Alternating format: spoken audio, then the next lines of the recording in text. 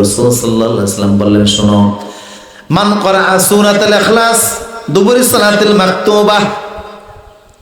আরেকটা ফজিলতের হাদিস শোনাচ্ছি, মনোযোগ আছে না? যে ব্যক্তি ফরজ নামাজের পরে সূরা ইখলাস পড়বে 10 বার, কয়বার? ফরজ নামাজের পরে 10 বার সূরা ইখলাস। রাসূল সাল্লাল্লাহু আলাইহি ওয়াসাল্লাম বলেন, কিয়ামতের ময়দানে হিসাব নিকাশের পরে আল্লাহ বান্দারে ডাক দিবেন, আড়ালে ডাক দিবেন, ডাক দিয়া বলবেন, বান্দারে তোর আমল নামায় আমি একটা জিনিস পেয়েছি, তুই প্রতিদিন ফরজ নামাজের পরে 10 বার করে সূরা ইখলাস পড়তি, এটা আমার বড় পছন্দনীয় একটা ইবাদত ছিল। আজকে ওই ইবাদত করার কারণে আমি তোরে জান্নাত দিলাম, আমার যে কোনো দরজা দিয়ে মন চাই তুই জান্নাতে প্রবেশ কর। ফরজ নামাজের পরে 10 বার সূরা ইখলাস পড়লে জান্নাতের যে কোনো দরজা দিয়ে প্রবেশের অধিকার পাবেন। সুবহানাল্লাহ বলবেন না?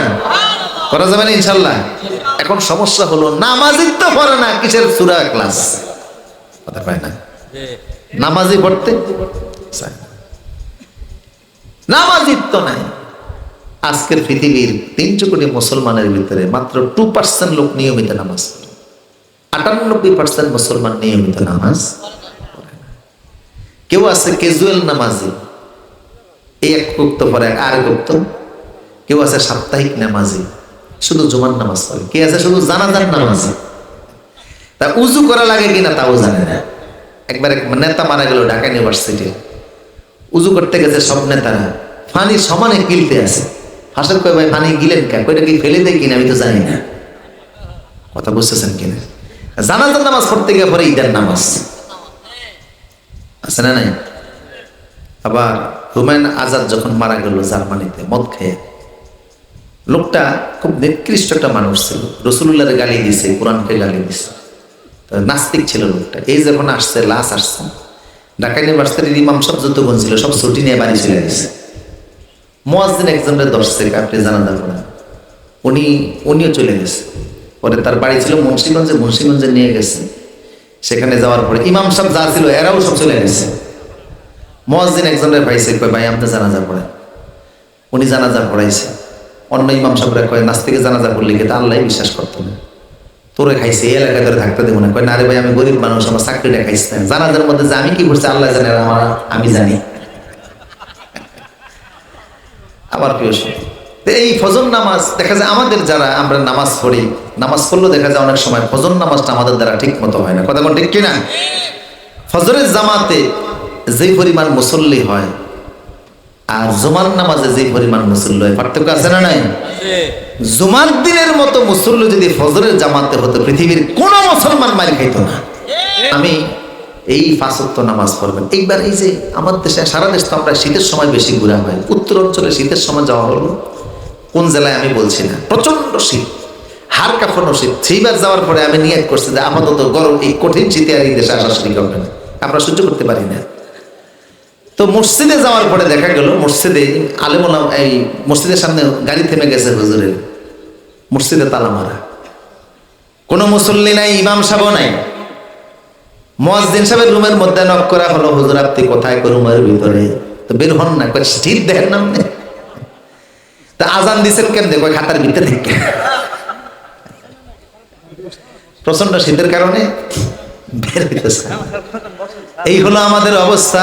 আমার প্রিয় সদী, তো নামাজিদা পড়ে না, কিসের সূরা ইখলাস? কথা কোন ঠিক কিনা? আরেক দল আছে নামাজ পড়ে কিন্তু দোয়া পড়তে চায় না, কয় নামাজির তো দোয়া, নামাজের পরে আবার কিসের দোয়া? আছে না নাই? অথচ নামাজের পরে দোয়া আছে, হাদিস দ্বারা স্বীকৃত। মা আয়েশা বলতেন, আল্লাহর নবী নামাজে সালাম ফিরিয়েই পড়তেন, আল্লাহুম্মা আনতাস সালাম ওয়া মিনকাস সালাম তাবারাকতা ইয়া জাল জালালি ওয়াল ইকরাম। রাসূল এই দোয়া পড়তেন, আমরা শুনতাম। রাসূলের গোলাম সাওবান বলছেন, মুসলিম শরীফের বর্ণনা, আল্লাহর নবী নামাজে সালাম ফিরিয়া, আসর এবং ফজরের নামাজের পরে আল্লাহর নবী সালাম ফিরিয়া মুসল্লিদের দিকে ফিরে বসতেন, আর তিনি বলতেন, লা ইলাহা ইল্লাল্লাহ ওয়াহদাহু লা শারীকা লাহু লাহুল মুলকু ওয়া লাহুল হামদ ইউহয়ি ওয়া ইউমীতু আলা কুল্লি শাইইন কাদির। বুঝা গেল নামাজের পরে দোয়া আছে না নাই? কথা বলেন, আছে না নাই?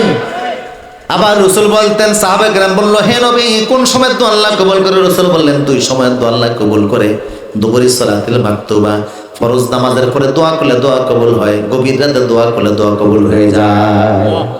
এই যে রমজান মাসের ট্রেনিং নিলেন, ভোর রাইতে উঠা, কথা কোন ঠিক কিনা? একটা ভাইরাল হলো সিলেটের একজনের বক্তব্য, কয় খাইলে খান না খাইলে আজান দিয়ে না।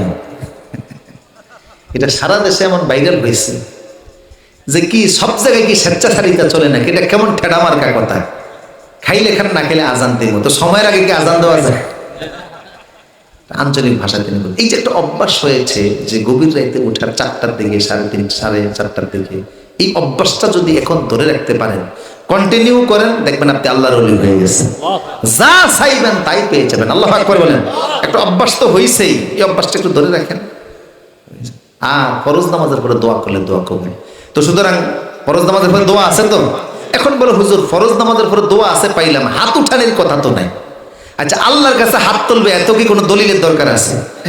চেয়ারম্যান সাহেবের কাছে গিয়ে কামি খায় গমের জন্য হাত পাতে, মেম্বারের কাছে গিয়ে একটা কার্ডের জন্য, জাইল্লা কার্ডের জন্য হাত পাতে, কথা কোন পাতে কি না?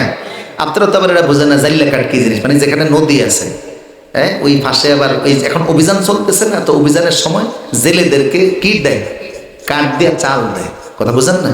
যে এই সময় মা ইলিশ ধরা নিষিদ্ধ। তা আমার নদীর পাড়ে দাওয়াত দিল, দেখলাম যে ওরা ইলিশ মাছ দিছে আমার খাবারের সামনে। বললাম এখন না ইলিশ ধরা নিষিদ্ধ, তোমরা ইলিশ পাইলে কোথায়? এটা অভিযান চলতেছে। হুজুর মা ইলিশ না ধরা নিষিদ্ধ, এটা বাবা ইলিশ। সালাকি চিন্তা করছে। আমি খুব কঠিন ভাবে এটাকে নিষেধ করছি যে না, মাছ তোমরাই ধরবা, মসজিদের ইমাম সাহেবরা গিয়ে তোমাদের সাথে মাছ ধরবে না, এগুলি বড় হতে দাও, এটা দেশের সম্পদ, তোমরাই ভালো বিক্রি করতে পারবা, ভালো চলতে পারবা, কথা বলেন ঠিক কিনা? এই জাটকা দইরা কিছু টাটকা পয়সা খাওয়ানোর কি দরকার? এটার দাম কত টাকা? এত লোক মানুষ। যাই হোক, জাল্লা গাড়ির জন্য মেম্বারের কাছে গিয়ে হাত পাতে, এমপির কাছে হাত পাতে, আল্লাহর সামনে হাত পাততে কোনো দলিলের দরকার আছে? যখন মন চায় দোয়া করবেন। রাসূল সাল্লাল্লাহু আলাইহি ওয়াসাল্লাম বলতেন, যে ব্যক্তি আল্লাহর কাছে চায় না, আল্লাহর কাছে তার প্রতি রাগ করেন, যত চায় তার প্রতি খুশি হন যিনি তিনি কে? এই জন্য আল্লাহ বলছেন, ওয়াইজা সাআলাকা ইবাদি, ও নবী, লোকেরা আপনার কাছে জিজ্ঞেস করে, কত জিনিস জিজ্ঞেস করলো, জবাবটা আপনি দিয়েছেন, কিন্তু আমার কাছে একটা জিনিস জিজ্ঞেস করে, আমি আল্লাহ কোথায়? আপনি বলে দেন ফাইন্নাকা কারীম, আমি তার কাছেই আছি, ও চাওয়া মাত্র আমি আল্লাহ তার মনে চাওয়া পূরণ করে দিব। আমার প্রিয় সুধী, আল্লাহ চাওয়া পাওয়া বলে সবচেয়ে বেশি চাওয়া হয় মসজিদ থেকে।